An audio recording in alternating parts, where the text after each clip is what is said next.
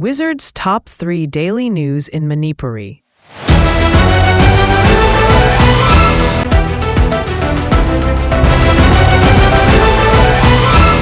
Nampuda mikok thiba hokrabadi khudong chaba lauraga refugee kaya yaukiba yai delimitation amadi mikok thiba ki matangda state asigi political party punamaki mihut sing yauba mipamama campaign for just and fair delimitation nasinduna hayeng pangkokadori yanu maru aina khana naina bagi mifam aduda political party punamaki mihut singna khena ba wakal thado puno saruk yabiyo haina JFD ki convener Jitendra Ningombana appeal torapli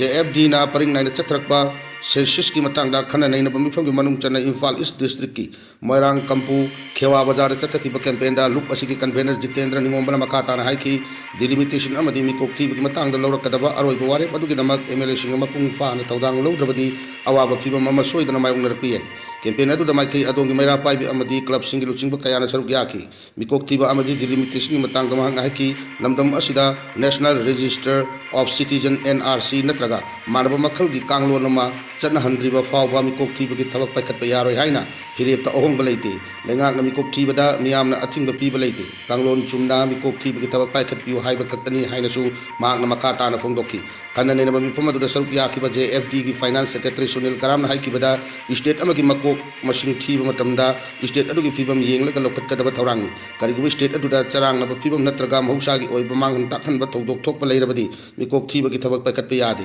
manipur gi oina so hoji maitei mari ko ki marak ta chathok chasing yadabana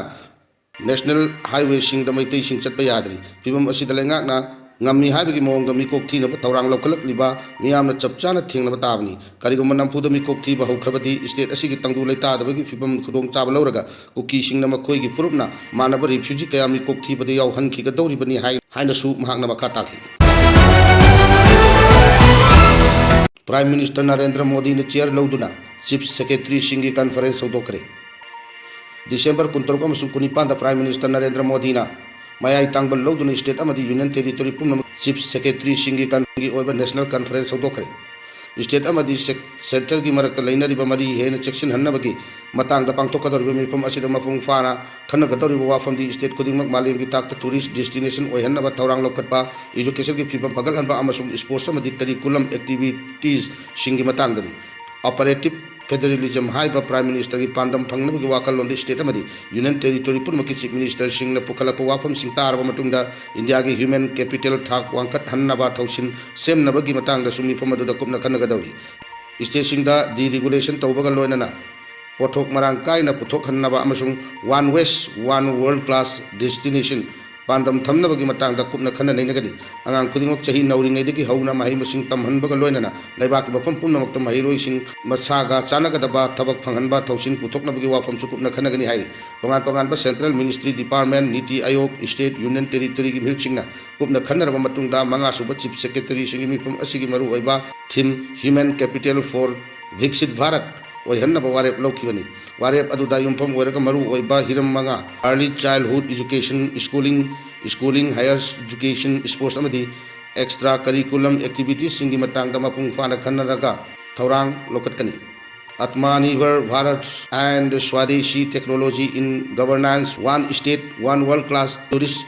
destination na Atmanirbhar Bharat and Swadeshi technology in governance one state one world class tourist destination na akan session taruk su pangthok na thaurang tauri hauki ba chahi lising ani kunithoi gi jundagi chief secretary singi national conference pangthok pa horaki andaki pangthok ka doriba conference asina mangarak su bani nifam asidi state amadi union territory pumna ki chief secretary sing senior official sing amadi langa ki maru iba thaudang loriba expert kaya na saruk yaduna masa gi aning ba apam sing pangthok na gadauri Sherogi IDB sing hanagi horak from the hanjin biraklo security ningchi nangak selabani na miyam mipai biganu Ranjit hauki ba chahi lising ani kulhumdo gi mi ahum dagi hauna tholak kiba kanglo ki irang maram oiraga shero khul gi miyo sing tonga mafam sing da IDP oina lairi ba sing adu atuba matam da hanjin biraklo shero da hoji state force sing central force sing na akan bomong da ngak sen bagi pandam da tawdok amata thok triba si yenglaga miyam na sumaka ta na mipai ba tawbiraga nu haina sugnu kendra gi MLA ke Ranjit nanga si shero da pangtok mi pham amada phongdoki ꯃꯍꯥꯛꯅ ꯃꯈꯥ ꯇꯥꯅ ꯍꯥꯏꯈꯤꯕꯗ ꯏꯔꯥꯡꯅ ꯃꯔꯝ ꯑꯣꯏꯔꯒ ꯂꯥꯟꯖꯦꯟꯅꯔꯨꯔꯕ ꯁꯦꯔꯧꯒꯤ ꯃꯤꯌꯥꯝ 2012ꯒꯤ September ꯊꯥꯗꯒꯤ ꯑꯍꯥꯟꯕ ꯑꯣꯏꯅ ꯔꯤꯁꯦꯇꯜꯃꯦꯟꯠ ꯇꯧꯗꯨꯅ ꯇꯞꯅ ꯇꯞꯅ ꯁꯦꯔꯧꯒꯤ ꯃꯤꯌꯥꯝ ꯃꯌꯨꯝ ꯃꯌꯨꯝꯗ ꯍꯜꯂꯛꯇꯨꯅ ꯉꯁꯤ ꯐꯥꯎꯕ ꯁꯦꯔꯧꯗ ꯄꯥꯝꯗꯕ ꯊꯧꯗꯣꯛ ꯑꯃꯠꯇ ꯊꯣꯛꯇꯅ ꯃꯤꯌꯥꯝ ꯏꯪ ꯇꯞꯅ ꯂꯩꯔꯤ ꯃꯁꯤꯒꯤ ꯃꯇꯨꯡ ꯊꯥ ꯑꯁꯤꯒꯤ 14ꯗꯁꯨ ꯏꯝꯐꯥꯜ ꯋꯦꯁꯀꯤ ꯇꯣꯉꯥꯟ ꯇꯣꯉꯥꯟꯕ ꯃꯐꯝꯁꯤꯡꯗꯒꯤ ꯃꯁꯥ ꯃꯁꯥꯒꯤ ꯃꯌꯨꯝꯗ ꯍꯜꯂꯛꯈꯤꯕ ꯑꯗꯨꯁꯨ ꯁꯦꯔꯧꯗ ꯏꯪꯅ ꯇꯞꯅ ꯂꯩꯕꯗꯒꯤꯅꯤ ꯃꯔꯝ ꯑꯗꯨꯅ ꯌꯨꯝꯗ ꯆꯪꯂꯛꯇ꯭ꯔꯤꯕ ꯁꯦꯔꯧꯒꯤ ꯃꯤꯑꯣꯏꯁꯤꯡ ꯑꯊꯨꯕꯗ ꯏꯁꯥꯒꯤ ꯍꯧꯔꯛꯐꯝꯗ ꯍꯟꯖꯤꯟꯕꯤꯔꯛꯂꯨ ꯁꯦꯔꯧ ꯑꯁꯤ ꯏꯅꯧ ꯅꯧꯅ ꯔꯤꯁꯦꯇꯜꯃꯦꯟꯠ ꯇꯧꯕ ꯑꯣꯏꯅ ꯎꯕꯁꯤ ꯑꯔꯥꯟꯕꯅꯤ 2012ꯒꯤ ꯁꯦꯞꯇꯦꯝꯕꯔ ꯊꯥꯗꯒꯤ ꯂꯥꯟꯖꯦꯟꯅꯔꯤꯕꯁꯤꯡ ꯔꯤꯁꯦꯇꯜꯃꯦꯟꯠ ꯇꯧꯕ ꯍꯧꯈ꯭ꯔꯕꯅꯤ ꯁꯦꯔꯧꯗ ꯍꯧꯖꯤꯛ ꯁꯦꯟꯇ꯭ꯔꯦꯜ ꯑꯃꯁꯨꯡ ꯁ꯭ꯇꯦꯠ ꯐꯣꯔꯁꯁꯤꯡꯅ ꯅꯤꯡꯊꯤꯅ ꯉꯥꯛ ꯁꯦꯜꯂꯕꯅꯤꯅ ꯑꯇꯣꯞꯄ ꯃꯐꯝꯁꯤꯡꯗ ꯆꯪꯖꯐꯝ ꯂꯧꯗꯨꯅ ꯂꯩꯔꯤꯕ IDPꯁꯤꯡ ꯑꯊꯨꯕꯗ ꯍꯟꯕꯤꯔꯛꯂꯨ ꯏꯄꯥ ꯏꯄꯨꯁꯤꯡꯅ ꯊꯝꯕꯤꯔꯝꯕ ꯑꯩꯈꯣꯏꯒꯤ ꯂꯝ ꯑꯃꯁꯨꯡ ꯉꯝꯈꯩ ꯄꯨꯟꯅ ꯉꯥꯛꯃꯤꯟꯅꯔꯁꯤ ꯁ꯭ꯇꯦꯠ ꯑꯁꯤꯗ ꯍꯥꯟꯅ ꯂꯩꯔꯝꯕ ꯄꯣꯄꯨꯂꯔ ꯒꯚꯔꯟꯃꯦꯟꯠ ꯑꯃꯗꯤ ꯍꯧꯖꯤꯛ ꯂꯩꯔꯤꯕ PR ꯂꯩꯉꯥꯛ ꯑꯁꯤꯅ IDPꯁꯤꯡꯒꯤ ꯄꯤꯐꯝ ꯊꯣꯛꯄ ꯁꯦꯜꯁꯤꯡ ꯄꯤꯊꯣꯛꯇꯕ ꯑꯁꯤ ꯌꯥꯝꯅ ꯂꯥꯏꯕꯛ ꯊꯤꯕꯅꯤ IDPꯁꯤꯡꯅ ꯃꯁꯥ ꯃꯁꯥꯒꯤ ꯃꯌꯨꯝꯗ ꯍꯟꯖꯤꯟꯗꯨꯅ ꯀꯨꯟꯗꯥ ꯂꯩꯇꯥꯕ ꯃꯇꯝꯗ ꯃꯈꯣꯏꯒꯤ ꯂꯩꯅꯕ ꯌꯨꯝꯁꯦꯠ ꯆꯥꯅꯕ ꯐꯤꯔꯣꯜ ꯑꯃꯗꯤ ꯅꯣꯡꯃꯒꯤ ꯁꯦꯟꯊꯣꯛ ꯂꯝꯕꯤ ꯂꯩꯕ ꯑꯁꯤ ꯌꯥꯝꯅ ꯃꯊꯧ ꯇꯥꯏ ꯑꯗꯨꯕꯨ ꯍꯥꯏꯔꯤꯕ ꯊꯕꯛꯁꯤꯡ ꯑꯁꯤꯒꯤ ꯃꯇꯥꯡꯗ ꯂꯩꯉꯥꯛꯅ ꯄꯥꯏꯈꯠꯂꯤꯕ ꯊꯕꯛꯁꯤꯡ ꯑꯁꯤꯗꯤ ꯄꯦꯟꯅꯤꯡꯉꯥꯏ ꯑꯣꯏꯗ꯭ꯔꯤ ꯃꯔꯝ ꯑꯗꯨꯅ ꯂꯥꯟꯖꯦꯟꯅꯔꯤꯕ ꯃꯤꯌꯥꯝꯅ ꯊꯦꯡꯅꯔꯤꯕ ꯑꯋꯥꯕꯁꯤꯡ ꯑꯁꯤ ꯀꯣꯛꯍꯟꯅꯕ ꯂꯩꯉꯥꯛꯅ ꯃꯇꯝ ꯆꯥꯅ ꯊꯕꯛ ꯇꯧꯕ ꯃꯊꯧ ꯇꯥꯏ ꯃꯔꯨꯑꯣꯏꯅ IDPꯁꯤꯡꯒꯤ ꯌꯨꯝ ꯁꯥꯅꯕ ꯑꯃꯗꯤ ꯅꯧꯅ ꯁꯦꯇꯜꯃꯦꯟꯠ ꯇꯧꯕꯒꯤ ꯄꯤꯒꯅꯤ ꯍꯥꯏꯅ ꯂꯥꯎꯊꯣꯛꯈꯤꯕ ꯁꯦꯟꯐꯝꯁꯤꯡꯒꯤ ꯋꯥꯠꯍꯧꯕ ꯁꯦꯟꯐꯝꯁꯤꯡ ꯑꯗꯨ ꯑꯊꯨꯕ ꯃꯇꯝꯗ ꯄꯤꯊꯣꯛꯄꯤꯌꯨ ꯍꯥꯏꯈꯤ ꯑꯃꯔꯣꯝꯗ ꯁꯦꯔꯧꯒꯤ ꯈꯨꯟꯖꯥꯁꯤꯡꯅ ꯐꯣꯡꯗꯣꯔꯛꯈꯤꯕꯗ ꯀꯨꯀꯤꯁꯤꯡꯅ ꯏꯪ 2012ꯒꯤ ꯃꯤ ꯑꯃꯁꯨꯡ ꯖꯨꯟ ꯊꯥꯗ ꯑꯀꯟꯕ ꯑꯦꯇꯦꯛ ꯆꯠꯊꯔꯛꯄꯗꯒꯤ ꯂꯥꯟꯖꯦꯟꯅꯔꯨꯔꯕ ꯈꯨꯟꯖꯥꯁꯤꯡ ꯆꯍꯤ ꯑꯗꯨꯒꯤ ꯁꯦꯞꯇꯦꯝꯕꯔ ꯊꯥꯗꯒꯤ ꯍꯜꯂꯛꯅꯕ ꯍꯧꯔꯤ ꯑꯗꯨꯕꯨ